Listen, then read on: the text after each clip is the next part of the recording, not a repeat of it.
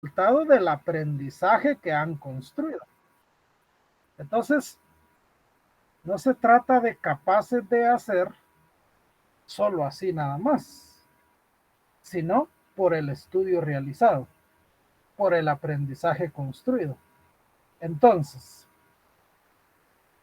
aquí hay una crítica al modelo anterior. Dice, conocer la estructura de la ciencia del conocimiento es importante. Eso no lo descartamos. Pero lo que nosotros decimos, dicen los conductistas, es que no es suficiente. Hay que estudiar la conducta de la gente. Hay que aprovechar los aportes que la psicología le ha dado a la educación o a la pedagogía durante la última mitad de siglo. Recuérdense que Licenciado, está... perdone la interrupción, pero fíjese Sí, que una compañera me comenta que está en espera, si le puede dar ingreso, por favor. fíjese que no tengo solicitudes de ingreso aquí a la vista. Me comenta ¿Algún que sí me problema, mandó. algún problema hay en el internet? Lo mejor es que se salga y que vuelva a probar, porque ahorita no hay ninguna solicitud de ingreso. Perfecto, muchas gracias, licenciada, disculpe. Bueno, entonces, conductista quiere decir referido a la conducta de los estudiantes como resultado del aprendizaje construido. Entonces no es cualquier conducta, ¿ya? Pero, entonces dicen estos pedagogos, miren, la psicología nos ha ayudado mucho a entender cómo funcionan los estudiantes. Y es necesario que eso lo tomemos en cuenta para aplicarlo en nuestros procesos pedagógicos. Entonces, el desarrollo del currículo es mucho más que llevar a los estudiantes a comprender la estructura de las materias que estudian. Eso es importante, pero eso es el contenido, ¿ya? Pero nosotros debemos ir más allá. La pregunta es, dicen los conductistas, ¿qué son capaces de hacer los estudiantes con ese contenido que aprenden? ¿Qué son capaces de hacer? ¿Qué desempeños pueden mostrar? Esa es la pregunta. Y por eso el modelo en aquella época generó para los planes de los docentes, la tecnología didáctica decía que hay que planificar siguiendo el orden de 3 tipos de objetivos. Tenían los objetivos cognitivos, los afectivos y los psicomotrices. Y para cada uno de esos había que diseñar conductas específicas en las que se pudiera observar si habían aprendido o no habían aprendido. Entonces, ¿cómo se entiende la educación? ¿Cómo se entiende la educación de los estudiantes?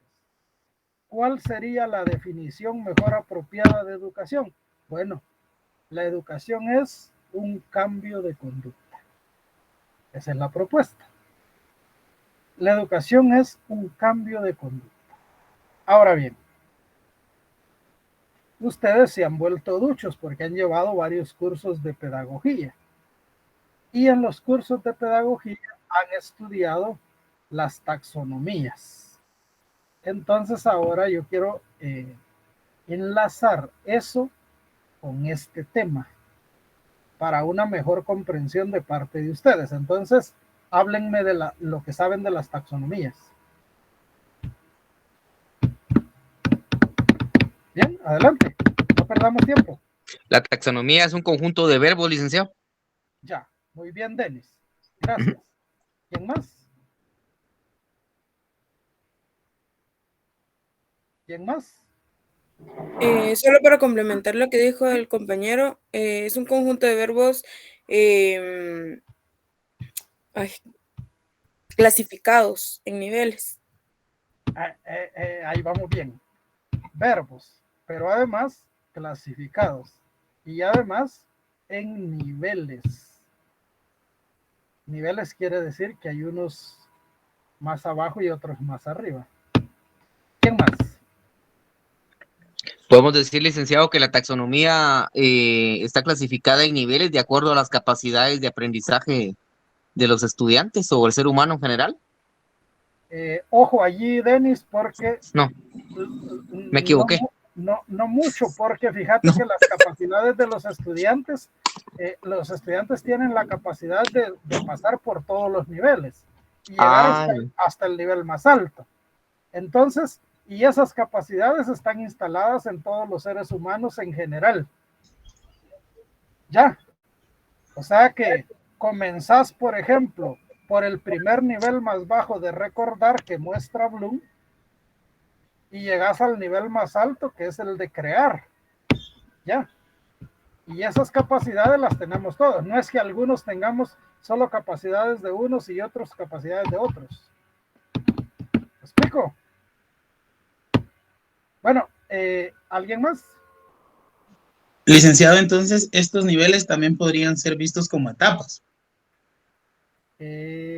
Etapas podría ser, pero amplíanos un poquito para ver qué estás entendiendo por etapas. Me refiero a que, como usted lo decía, el nivel 1 es conocer. Ok, ya paso de esa etapa y ya puedo recordar. Bueno, el nivel 1 era recordar, dijimos, no conocer, ¿va? Porque conocer son todos. Recordar, luego paso al siguiente y así voy de uno en uno, de etapa en etapa, de escala en escala, hasta poder llegar al último, que ahí sí es crear. Bueno, algunos se dan simultáneos y los últimos necesitan por base los primeros. Ojo ahí, porque no es que yo pueda crear sin tomar en cuenta los niveles anteriores. Allí vamos a una especie como de gradas en cuanto a profundización del nivel de conocimiento. Licenciado, ¿será tal vez la clasificación o la clasificación de métodos que puedan utilizar los docentes para poder clasificar los conocimientos de los estudiantes? Bueno, en clasificación sí, pero no de métodos. Muy bien. No de métodos. Clasificación sí, de hecho taxonomía es clasificación, ciertamente.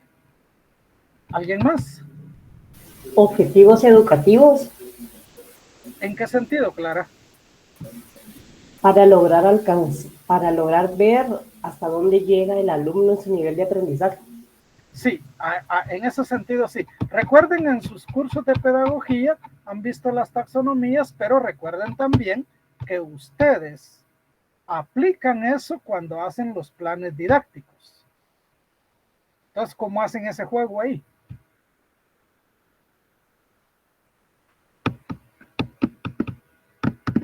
Porque a ustedes les han enseñado que los verbos, esos se utilizan a la hora de hacer los planes.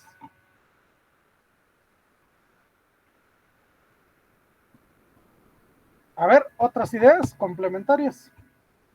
Sí, buenas tardes, licenciado, compañeros. Bueno, ya con base en lo que usted dijo en cuanto a los que son los planes, ahí nosotros, bueno, yo logré comprender, a mí me costó mucho hacer esa parte de las jerarquías que se tienen que tomar en cuenta para ir conduciendo al alumno hasta donde uno realmente quiere, de acuerdo al tema que uno está tratando. Es decir, es una jerarquía ordenada que va conduciendo al estudiante mediante estímulos para poder hacer de manera gradual alguna actividad conforme a la meta que nosotros queremos alcanzar con él, dependiendo del tema, pero va así como que en escalas, de manera ordenada, y muchas veces tenemos que regresar, no necesariamente tenemos que ir en orden y ya no podemos regresar, sino que yo me he dado cuenta en los planes, muchas veces tenemos que volver a regresar, digamos, a la parte de crear, de conocer, de enumerar, de recordar, para poder llegarlo cuando, por ejemplo, uno está haciendo un experimento, cuando él ya llega al análisis y llega inclusive a crear alguna idea o algún producto. Ujú. Sí, bien, lo que pasa es esto. Recordar es el primero, comprender es el que sigue. Para comprender es necesario recordar o no. Sí, desde luego. Para aplicar es necesario haber comprendido y para comprender es necesario haber recordado, ¿sí o no? Sí, Sí, sí. Esa es la idea de niveles. A ver, Shirley. sí. LIC es una serie de niveles construidos con el propósito de que nosotros como docentes nos aseguremos de un aprendizaje significativo, perdón. Ya, muy bien. Sí, eso lo vamos a ver al ratito en el siguiente enfoque. Pero aquí es fundamental tomar en cuenta estos verbos que ustedes utilizan y por eso me he detenido aquí, porque esto es una cosa que ustedes usan constantemente. A ver, pregunto a otros, los que no han hablado.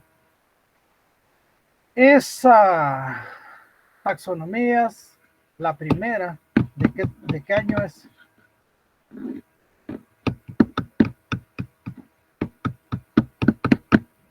¿De qué tiempo es?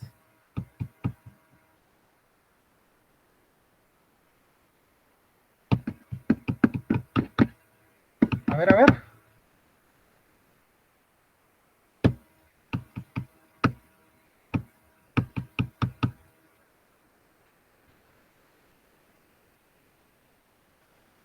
Bueno, miren, la taxonomía de Bloom, esa es del 56. Y fíjense, Bloom habla de esos verbos. ¿Quién quiere explicar qué se entiende por esos verbos que Bloom escribe de manera así clasificada como ustedes han dicho? Yo, licenciado, Sí, vamos.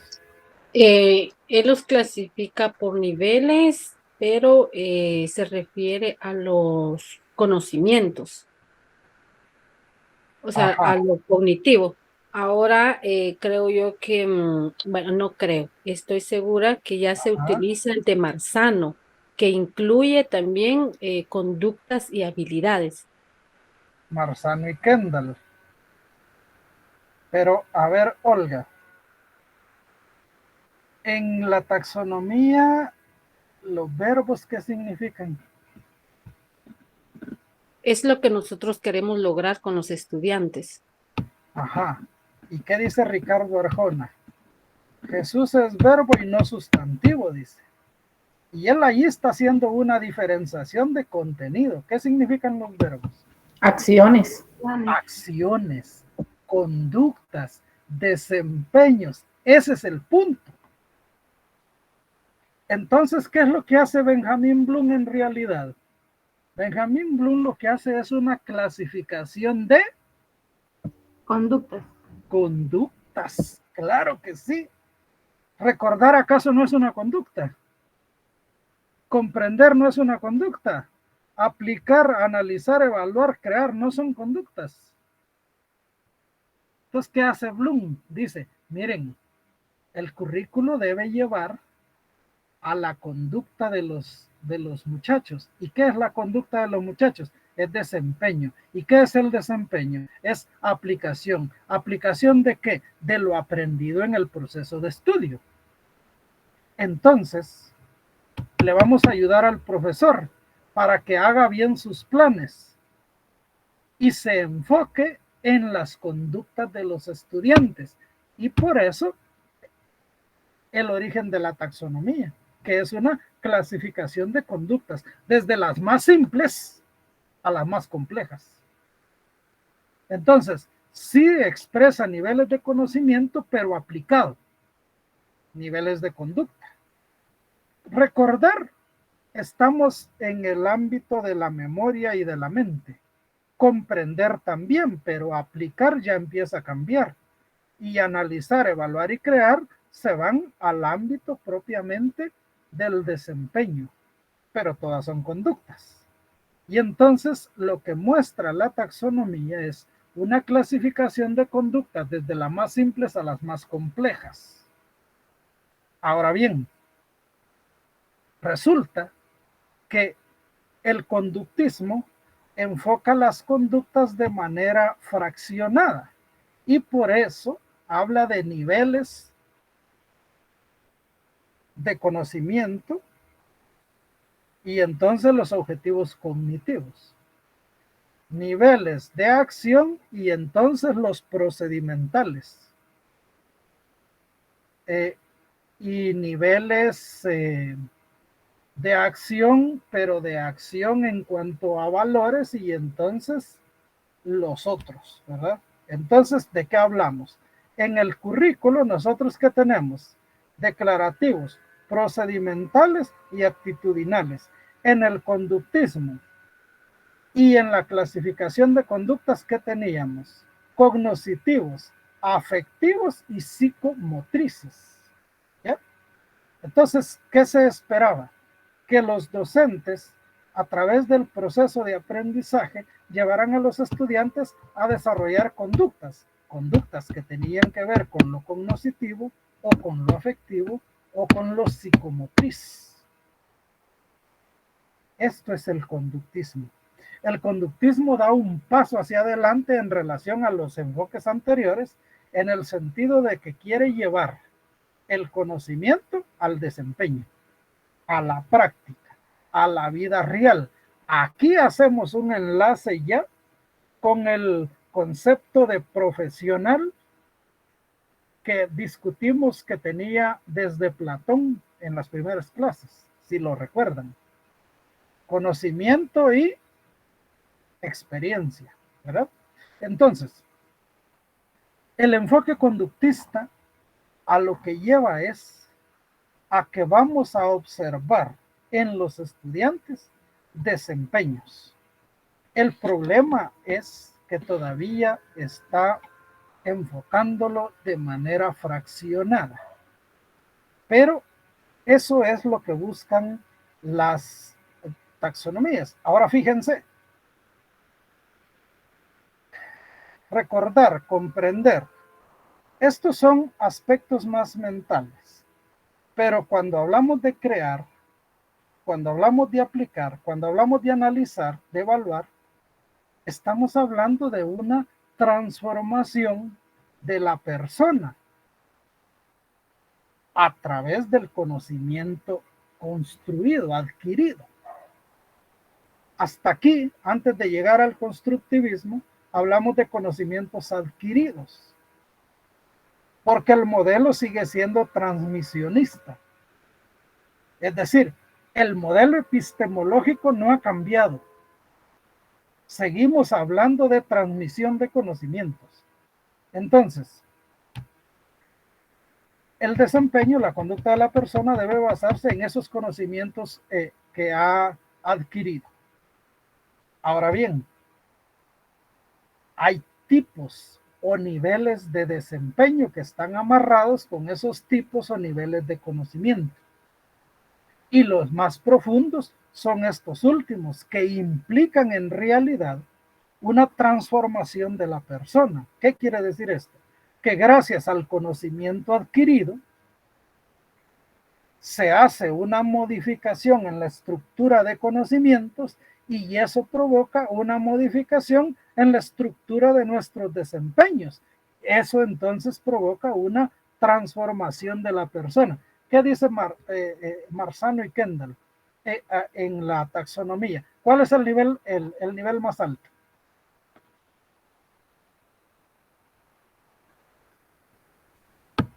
A ver. Marzano, ustedes lo han estudiado también.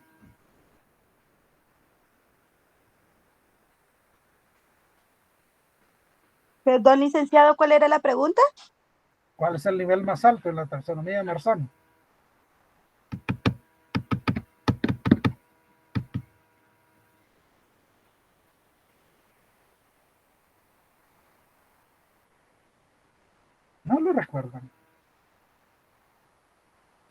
Ojo, hay que estudiar mejor.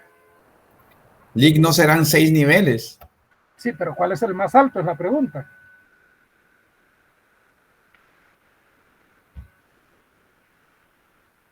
Debería de ser el de la evaluación. ¿Juzgar? Marzano. La conciencia del ser, algo así, ¿no? El self, que si ustedes lo buscan quiere decir yo. La conciencia. ¿Y qué es eso sino la transformación de la persona? Gracias al conocimiento adquirido. Pues a lo mismo apunta ¿cómo se llama? La primera taxonomía. En el nivel de crear. Crear es un resultado de la transformación del yo. Ven cómo las taxonomías tienen su parecido.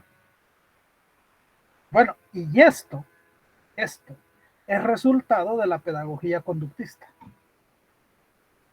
Estamos por los años 60. Bien. Aclarado eso, pasemos al otro porque el tiempo se nos va. Veamos cómo es el siguiente enfoque. Cognitivo. Cognitivo hace referencia a conocimiento. Algunos lo llaman también cognitivista. Es lo mismo.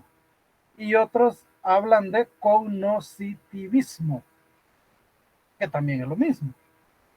La primera pregunta cognitiva dice,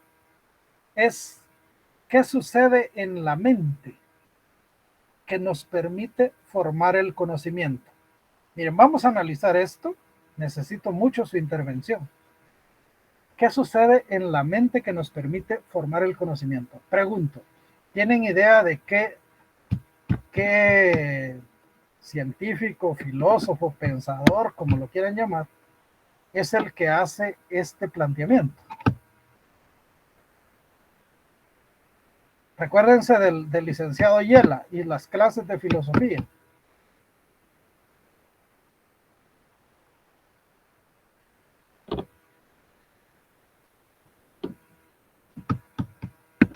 ¿Alguna idea?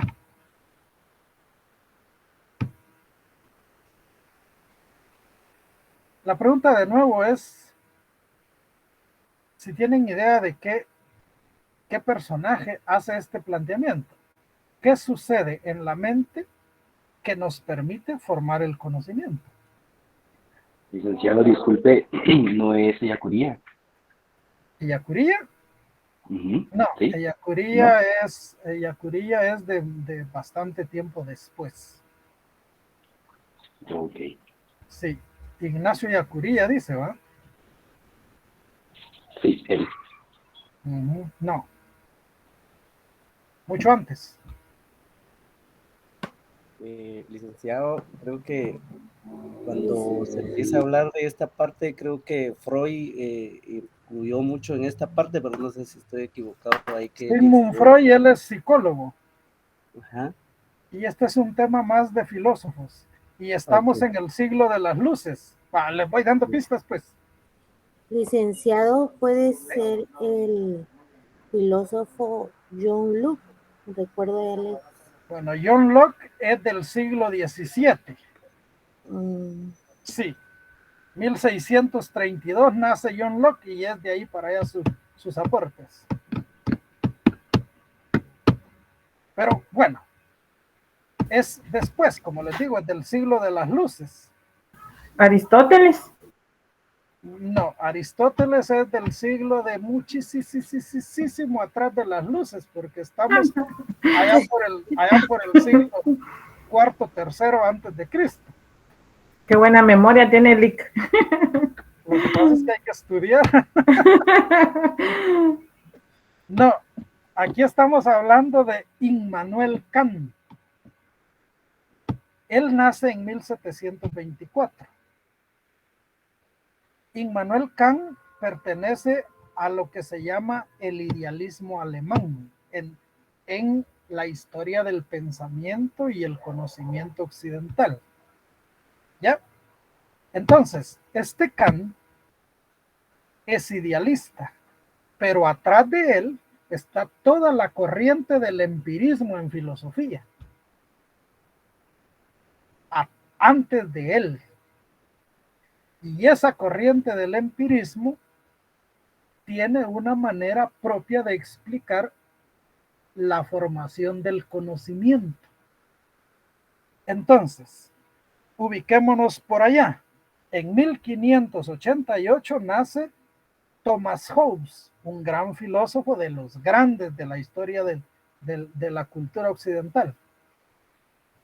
En 1632 nace John Locke, el que mencionaba hace poquito. Y John Locke tiene la virtud de haber iniciado la epistemología. La primera obra que aborda el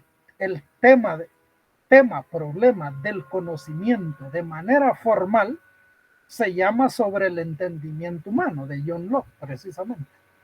Entonces, con él nace la epistemología como una rama de la filosofía. Y él precisamente también aporta para la educación. Tiene su lado pedagógico. Pero luego, en 1711, nace David Hume, que es otro empirista. ¿Qué dicen todos los empiristas? Mire, el conocimiento no se da por medio de la razón, sino por medio de los sentidos. ¿Sabe qué es lo que sucede? Dice, que el ser humano, a través de sus sentidos, entra en contacto con la realidad. Esto le produce sensaciones, y esas sensaciones son las que le permiten formar el conocimiento. Eso dicen todos estos filósofos. Llegué hasta 1711, pero luego en 1724 nace Kant. Algunos dicen Immanuel, pero el original es con I. Immanuel Kant, es alemán. Él dice, mire, los empiristas tienen razón, dice. El contacto con la realidad por la vía de los sentidos, pues sí, eso es necesario para que haya conocimiento. Pero en donde los empiristas se equivocan, dice Kant, es en que eso no es suficiente. Porque el conocimiento no son las sensaciones en bruto. Es decir, no son las impresiones directas que recibimos de la naturaleza o del mundo fuera de nosotros a través de los sentidos. No, dice. Después de recibir esas impresiones o esas sensaciones, hay un procesamiento mental en nuestra cabeza y resultado de ese procesamiento es el conocimiento. Eso es lo que explica Kant. Y por eso la pregunta, ¿qué sucede en la mente que nos permite formar el conocimiento? ¿Ven cómo es la cosa? Y entonces, allí, con esa pregunta, podemos irnos después de los empiristas, podríamos irnos para atrás y llegar hasta el maestro de Aristóteles que mencionaba Leslie, Platón, siglo V y siglo IV antes de Cristo. Porque Platón es el que inaugura el sistema idealista y Kant es del idealismo puro alemán. En la historia del pensamiento se estudia a ambos como corriente idealista, pero tienen sus propias diferencias, ¿verdad? Entonces, este cognitivismo hace referencia a la pregunta por el proceso de formación del conocimiento en el ser humano. Y entonces dice, el conocimiento es producto de ese proceso mental. Sin ese proceso mental, solo las sensaciones no nos dan conocimiento. Sensaciones tienen también los animales por medio de los sentidos. pero no expresan conocimiento, aunque sí tienen conocimientos, pero no lo expresan y tampoco desarrollan conocimiento al nivel del ser humano. Ese procesamiento es la clave, dice Kant. Y aquí, entonces, al lado de Kant, van a surgir varios psicólogos que van a estudiar el tema del aprendizaje. Aquí viene luego Piaget, a partir de 1896, ¿ya? Y Piaget, Kant dice, ¿qué sucede en la mente que nos permite formar el conocimiento?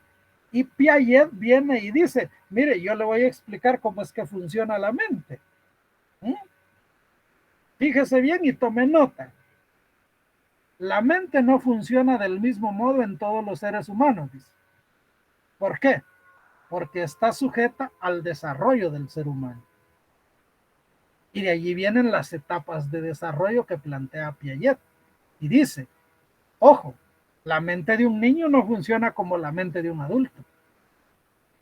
Funciona diferente, dice. La mente del niño, la mente del adolescente, la mente del joven, la mente del adulto, funcionan diferentes. Por lo tanto, para educar al ser humano, hay que tomar en cuenta esas diferencias de funcionamiento de la mente según las etapas de desarrollo. Esto nos va a permitir lograr verdadero aprendizaje, ser efectivos en el proceso de aprendizaje.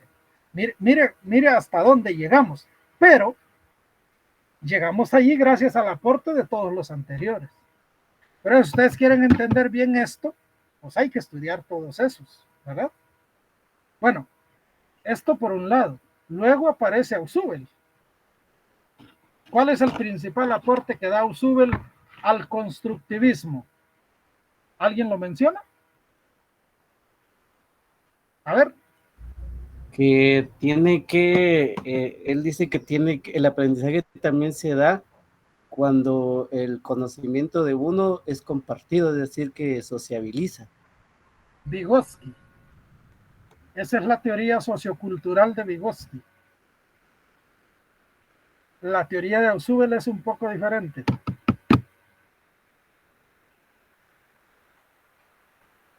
A ver, todo eso lo han visto en pedagogía.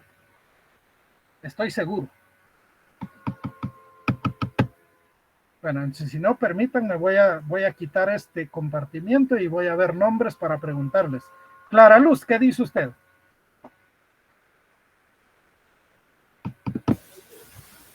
Ando un poquito perdida con el tema, licenciado. Soy sincera. Bueno, no tenga pena. Estamos en clase. Así que en clase se vale todo. Kelly, ¿qué nos dice usted? Fíjese, licenciado, que casualmente estábamos platicando con un compañero de que sí estoy como desactualizada porque hace que como 3, 4 años que no estaba estudiando. Uy, bueno, pues póngase al día, porque aquí es de ponernos al día. Con la ayuda de los compañeros y mi ayuda, nos ponemos al día. Lilian. Gracias. Lilian Elisa.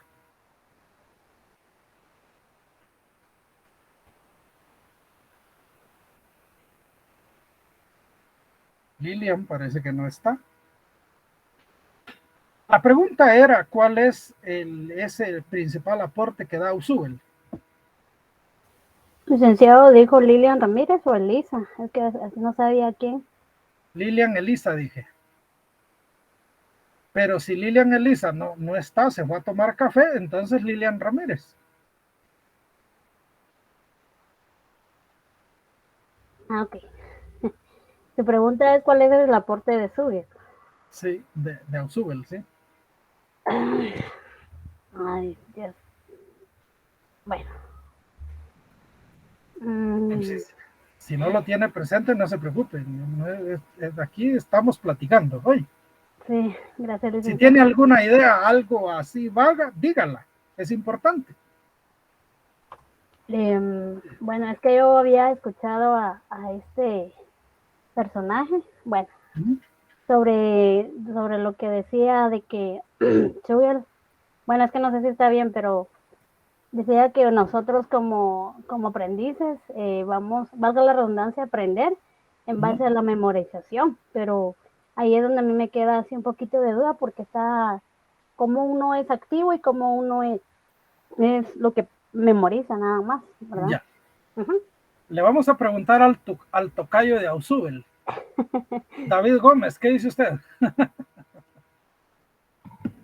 Sí, fíjese que sí, él, como usted decía, y Vygotsky es netamente el de la sociabilización, pero está viendo por acá que él se enfoca más en lo, digamos, lo que estamos viviendo ahorita, la tecnología, que él dice que utiliza mucho la tecnología, el muchacho, el aprendiz, aprende, valga la redundancia, de esta manera, usando todas las herramientas tecnológicas, pero que también él toma un poquito lo de Vygotsky, que también aprende mejor cuando es compartido este conocimiento que él adquiere.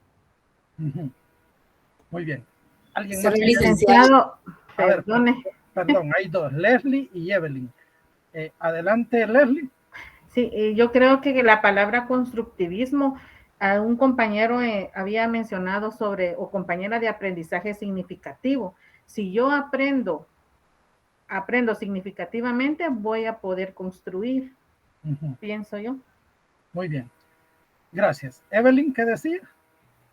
Buenas tardes, licenciado. Solo no sé si él fue el que planteó que habíamos que, o sea, los estudiantes tenían que tener una relación entre los conocimientos previos y los nuevos, o sea, relacionarlos y aplicarlos a la vida. ¿Y a eso cómo le llamó? Porque justo de eso se trata, ¿sí? Es que yo creo que lo que dijo la compañera, el aprendizaje significativo, pero no sé si está bien. Lilian Colaj lo escribió allí en el chat. Aprendizaje significativo. Ajá. ¿Por qué es significativo el aprendizaje? ¿Por qué Ausubel le llamó aprendizaje significativo? Miren, Ausubel escribió esto, así literal. Se los voy a leer. Dice, vamos a ver, ¿dónde está?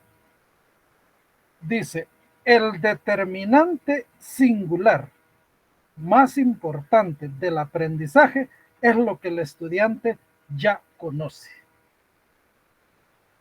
¿Saben por qué? Porque lo que el estudiante ya conoce quiere decir los conceptos que ya tiene, las teorías que ya maneja, las ideas que ya tiene. Y gracias a esos conceptos, teorías e ideas, el estudiante puede captar, entendiendo lo nuevo que le llega. Si él no tiene conceptos de base, no va a entender lo nuevo que le llega. Porque no tiene con qué. Licenciado, perdone, podríamos esa prueba la he hecho yo con estudiantes de la SPAN en años anteriores. Y es exactamente lo que dice Ausubel. Si uno dice ideas, conceptos nuevos sobre los que los estudiantes no han escuchado ninguna idea, ningún concepto, ninguna teoría relacionada, no van a entender nada. Eso es lo que Ausubel plantea y por eso dice, para que el estudiante aprenda, debe encontrarle significado a lo que va a aprender y por eso se llama aprendizaje significativo. Ahora bien, eso tiene las implicaciones propias para la pedagogía, para la didáctica, para el trabajo de los docentes. Ausubel lo plantea de esa manera. Perdón, Lilian, ¿qué iba a decir? Disculpe, pero no podía dejar la idea a medias. Sí, licenciado, es como decir como cuando nosotros retroalimentamos un tema anterior para poderlos conectar al siguiente tema, porque efectivamente eso, una cosa anterior es base para aprender lo otro, por decir algo. Sí, el tema anterior, en ese caso, la ida al tema anterior para poder aprender lo que sigue, es hacer la conexión, el gancho, ¿verdad? Okay. Y para ese gancho, para esa conexión, es que usamos el aprendizaje que ya tiene el estudiante. Ahora, el secreto es este. Entonces, es importante saber qué es lo que ya sabe el estudiante para poder avanzar a partir de ahí, por eso continúa la cita textual de Ausubel, continúa: cerciórese de ello y enséñele en forma acorde. Es la cita completa de Ausubel. Entonces, ojo, porque el aprendizaje, para que sea significativo, los estudiantes deben encontrarle sentido. El problema que se da ahora, hay una gran confusión, porque la gente cree que el estudiante debe encontrarle sentido, pero en lo social, en lo económico, en lo político, y no. Ausubel no se está refiriendo a eso. Ausubel a lo que se está refiriendo es a que tenga algunas ideas previas que le permitan recibir eso nuevo y poder procesarlo. Es decir, a que tenga algunas ideas relacionadas que le permitan hallarle sentido a eso nuevo. Me avisó que se va a retirar. ¿Quién? Permítame. Kendi. Sí, licenciado, perdón, no quería interrumpir.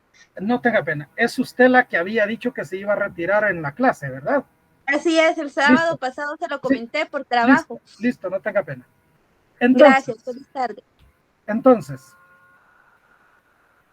este aprendizaje significativo, para completar este enfoque, necesitamos ir a otros. Aquí les quiero recordar, por ejemplo, a un pedagogo del humanismo que nació en Holanda, pero que brilló como pedagogo en Alemania, del humanismo alemán. Españolizado se dice Rodolfo Agrícola, españolizado. Su nombre en latín es Rodolfus y no sé qué más, ¿verdad? Entonces, él dice, mire, hay un método para aprender y ese método consiste en 3 pasos. El primer paso es leer y comprender lo leído. El segundo paso es retener lo comprendido. Y el tercer paso es producir algo personalmente. Esos son los 3 pasos del aprendizaje, dice él. Ojo, estamos hablando del humanismo, siglo XV. Y lo que está diciendo Ausubel se completa con lo que dice Novak. A ver, ¿qué saben de Novak? Joseph Novak, que anda ahí alrededor del constructivismo. También lo vieron en pedagogía, por eso les pregunto.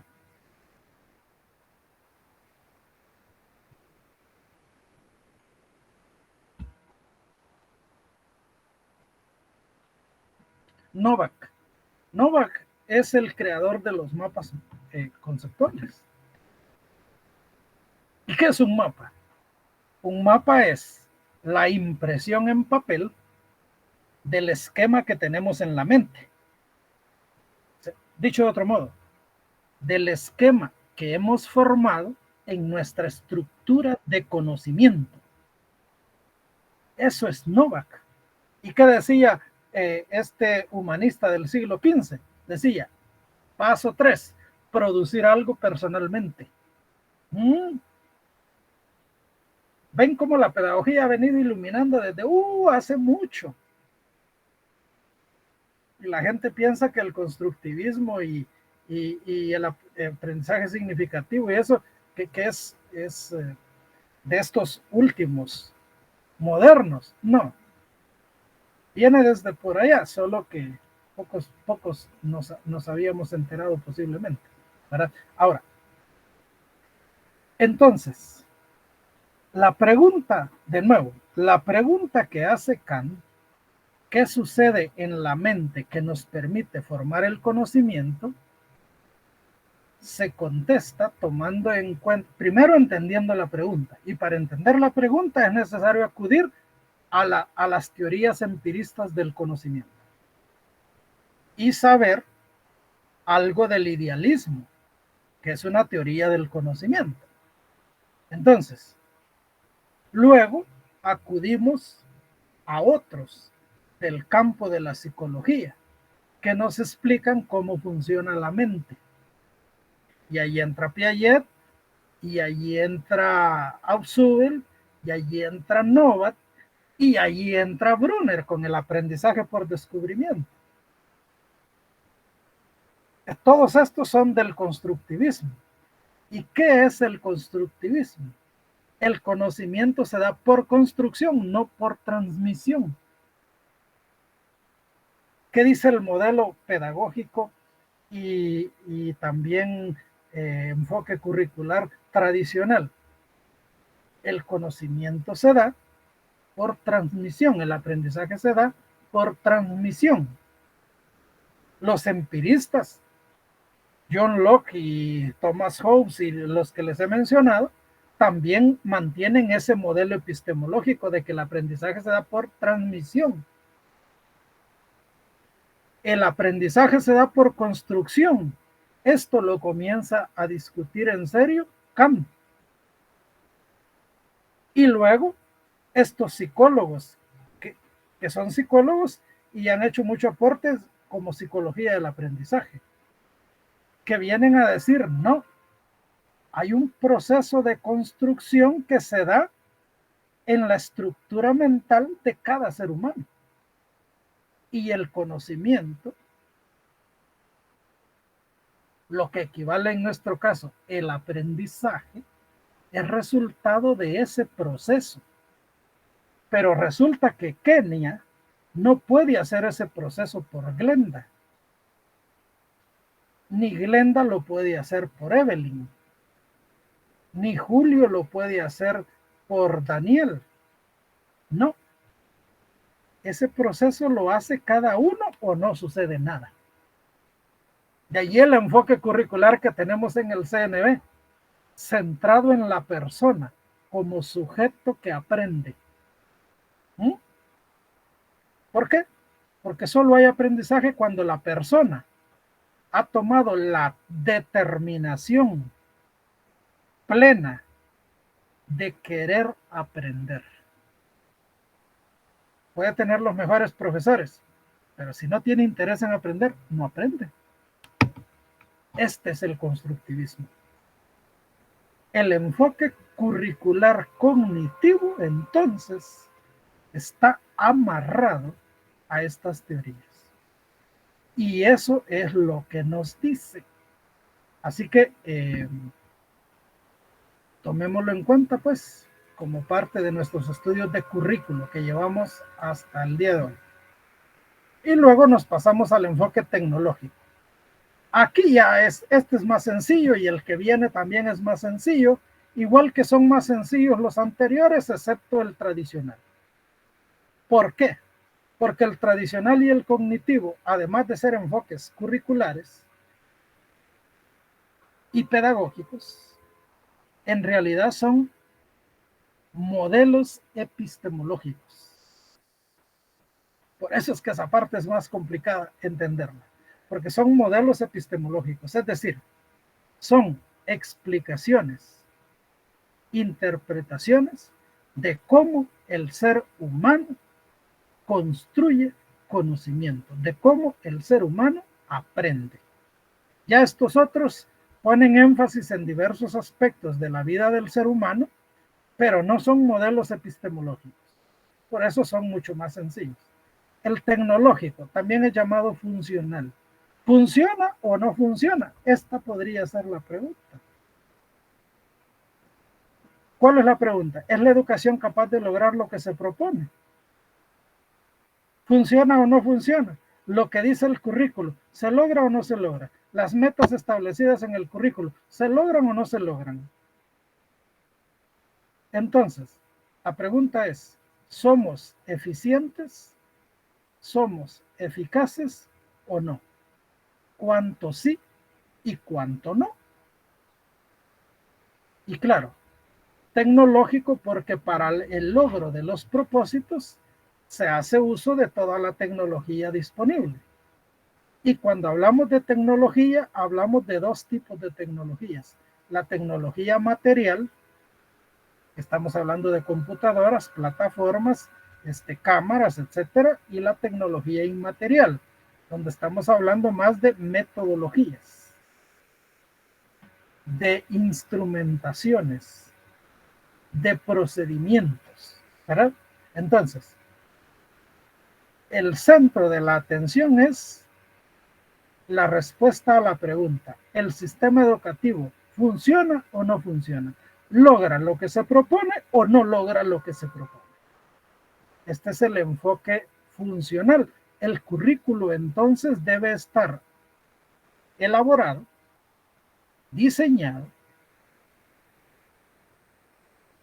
sobre la base de los criterios de lo que se puede lograr realmente, y no planteado de manera ideal por si acaso se logra, ¿no? El diseño del currículo debe responder al criterio de lo que realmente se puede lograr. Evelyn Michele, ¿qué quería decir? Perdón, licenciado, aportando a lo que usted está diciendo, usted hablaba de un currículum tecnológico funcional, ¿verdad? Yo tuve la oportunidad de... Enfoque curricular. Curricular tecnológico. Yo estuve en una evaluación de graduandos, ¿verdad? De lo que está haciendo el Ministerio de Educación, y considero, ¿verdad? Como usted dice, que la educación en Guatemala o el ministerio quisiera, ¿verdad? O desea que los estudiantes puedan contestar a este tipo de enfoque. Pero muchas veces es como difícil cuando no se ha tenido contacto con una computadora o no se está acostumbrado a, en este caso, al sistema de evaluación que ellos hicieron, ¿verdad? Entonces, usted decía si era eficaz o no, y a mi criterio, ¿verdad? Considero que es algo que se está implementando, pero el alumno pasó como de recibir clases que le dictaban, donde hacía lo que él quería, copiaba tareas, y ahora cuando se presenta ante un programa que detecta su movimiento, que tiene que contestar, le es como difícil, ¿verdad? Y es un reto, porque como usted dice, estarán preparados los alumnos, y en su mayoría tal vez no, ¿verdad? Por la falta de recursos. Ahora, cuando usted dice tal vez no, ¿qué quiere decir? Que tenemos un modelo que no es funcional, que no está basado en una visión clara del uso tecnológico en función de la eficacia.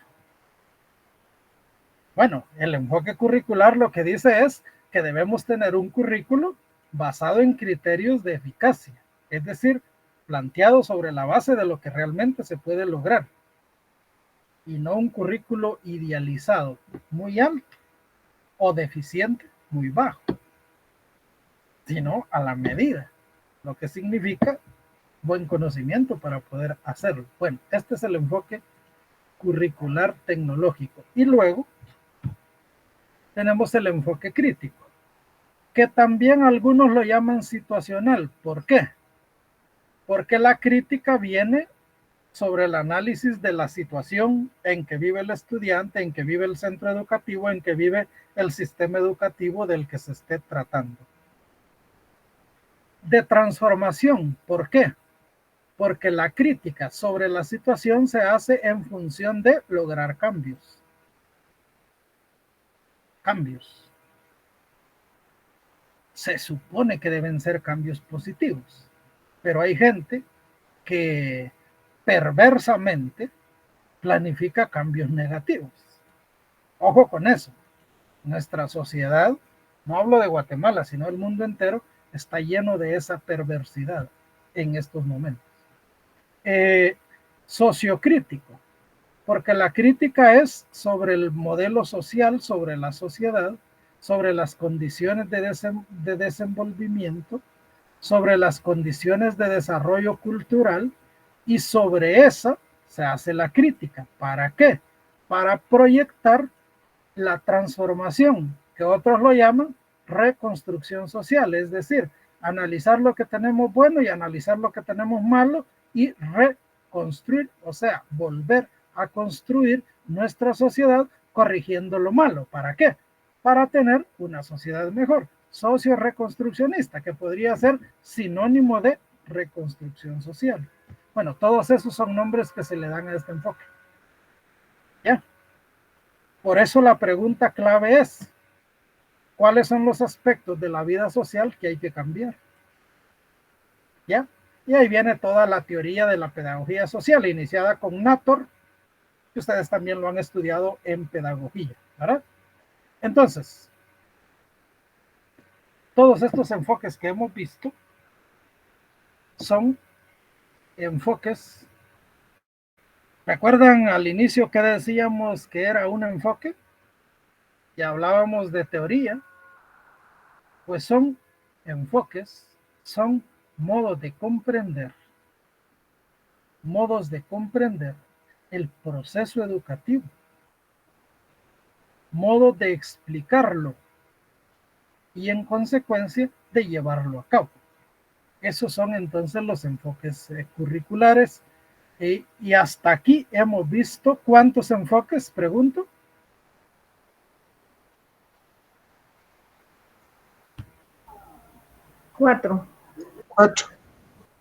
Cuatro hoy.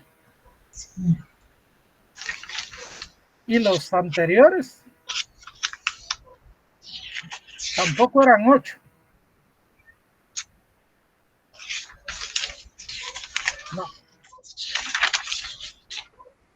La vez pasada vimos 3. Bueno, pues lleven notas claras. Todas preguntas las hago para ver cómo van, si van realmente siguiendo el proceso o si tienen dificultades en seguirlo. Bueno, entonces hasta aquí. ¿Hay alguna pregunta? ¿Dudas? ¿Comentarios que quieran hacer?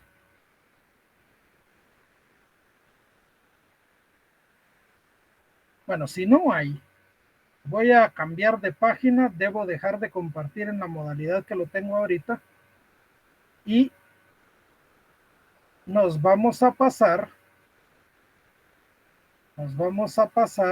al Classroom. En el Classroom vamos a ver cómo está proyectado el estudio asincrónico que vamos a realizar durante la semana. En primer lugar, tenemos un texto de apoyo. Si ven, aquí está el conductista. Disculpe, su cámara está congelada. No. Sí, fíjese que me está fallando la cámara.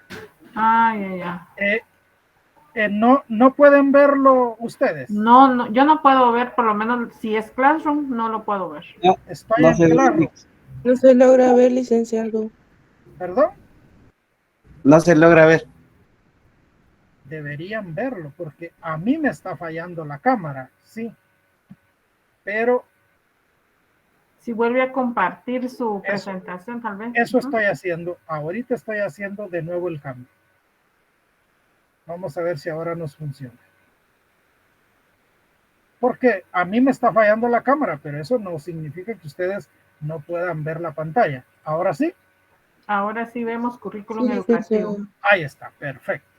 Entonces aquí tienen el conductista, luego el cognitivo, luego el tecnológico y por último el crítico. Y en lo anterior tenían los otros 3.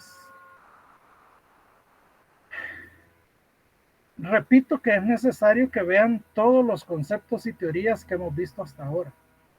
Que los aprendan. No que tengan una idea así muy vaga, no. Que los aprendan en el sentido en que estamos interpretando el aprendizaje a la luz de estos últimos enfoques, el cognitivo principalmente. ¿Ya? Luego tenemos este video que habla también sobre el cognitivismo. Y ve, allí nos aparece el amigo de ustedes que han estudiado el Piaget. Bueno, está bueno, no lo vamos a ver por el tiempo, pero ahí lo tienen. Entonces el texto y el video son parte del contenido directamente.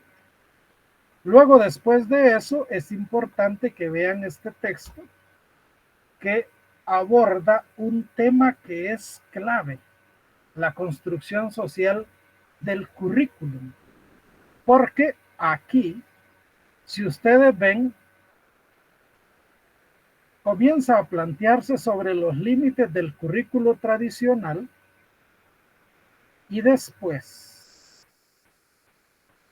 vamos a hablar de la construcción social del significado. Y acuérdense, porque cuando hablamos de significado, hablamos de significante y significado. Y la construcción del conocimiento es la construcción de significado. Por eso el aprendizaje es significativo. Entonces es muy importante esta parte. Y luego aquí entramos al tema de la semántica. Lo semántico implica el significante y el significado. ¿Ya? Entonces es fundamental entender eso y van a ver el tema bonito que viene aquí luego, el subtema bonito que viene acá.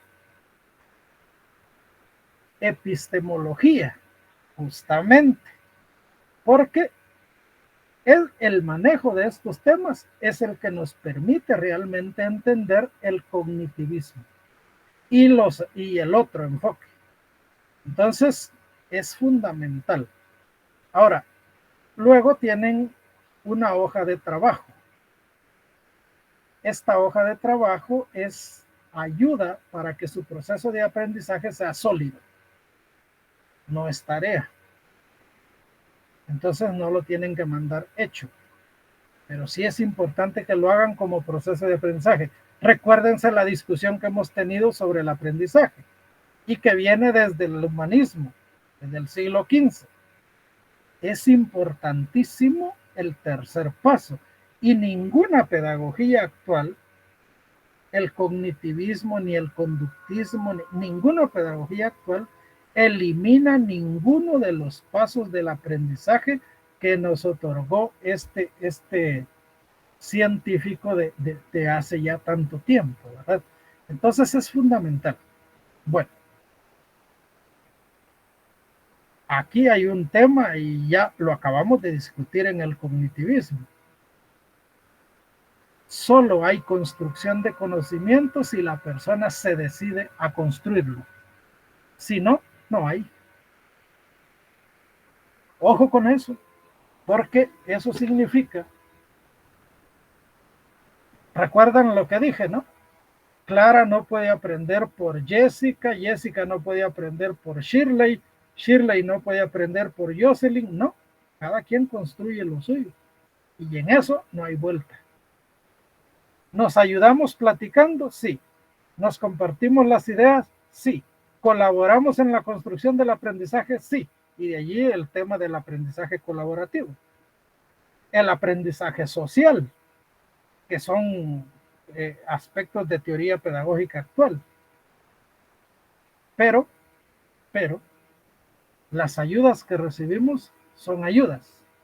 La construcción o sucede en nuestro esquema mental cognitivo o no sucede. Podemos ver cómo aprenden otros, pero hasta ahí. Y aquí no estamos para ver cómo aprenden otros. Aquí estamos para aprender nosotros.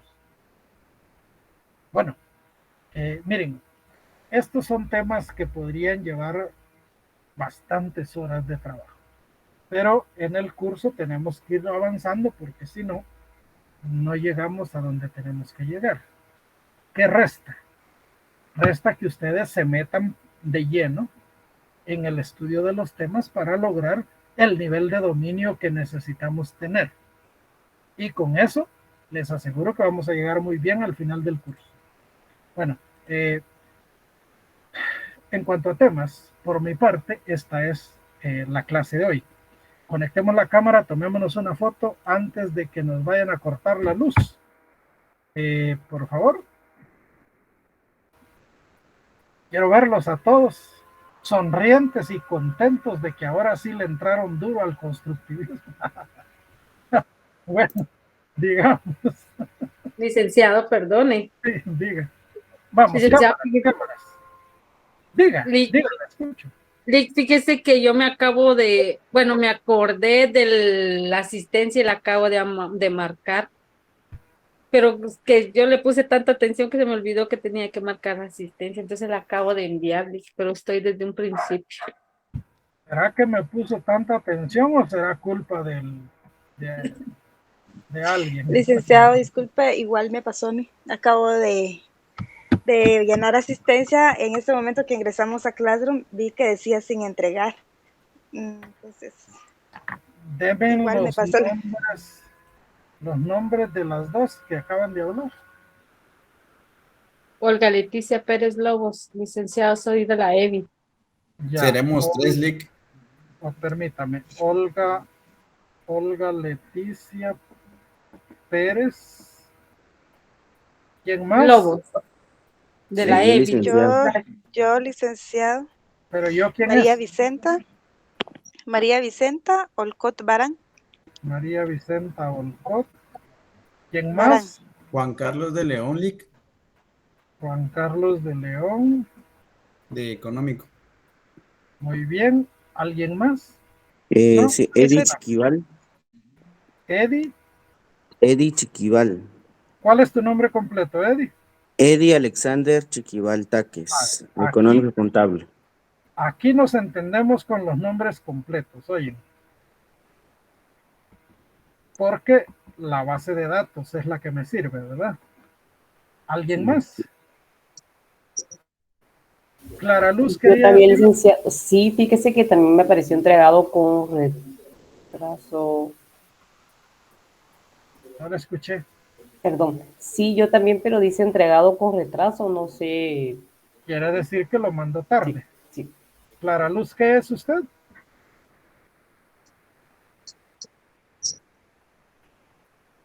Clara Luz, ¿qué apellido? Clara Luz Mencos. Clara Luz Mencos. Muy bien, gracias, Clara Luz. Gracias. Bueno, oigan, lo voy a tomar en cuenta, pero no se vale que se estén atrasando tanto, pues. De verdad, no se vale. Es parte de la atención que hay que mantener y de la actitud activa. Ojo, ojo. No lo dije en la clase, lo voy a decir ahorita antes de terminar. La escucha activa el entendimiento. Hay que ponerse activos. Si no se ponen activos, su entendimiento, su comprensión, su discernimiento, su aprendizaje no se activa. Por eso es que no hay que estarse durmiendo en la clase. Por eso es que hay que entrar al diálogo. Hay que hablar, hay que preguntar, hay que deshacer dudas, hay que criticar, hay que dar aportes. Eso es lo que hemos estado estudiando, es eso. Entonces, a los que no han hablado en la clase de hoy, los dejo retados para que en la próxima clase entren al diálogo. Háganse el propósito. Háganse el propósito. Y no se queden solo viendo que otros sí hablan y ustedes no. ¿Estamos?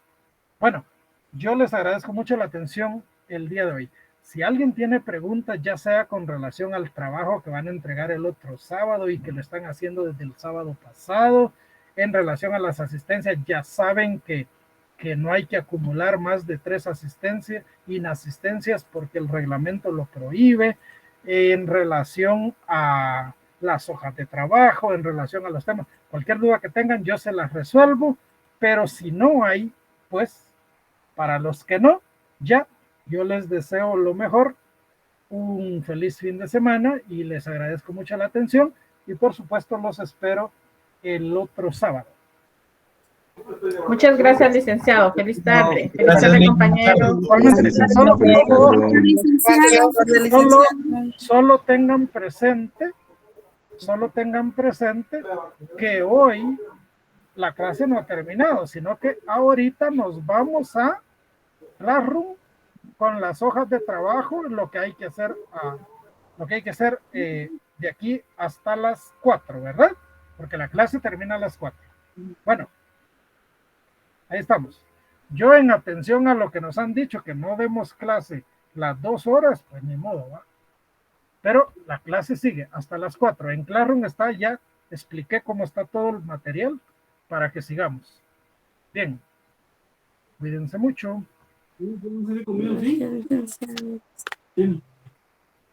Gracias, Lick. Muy bien, a la orden, Denis. Vamos a ver en qué avanzamos, licenciado. Gracias.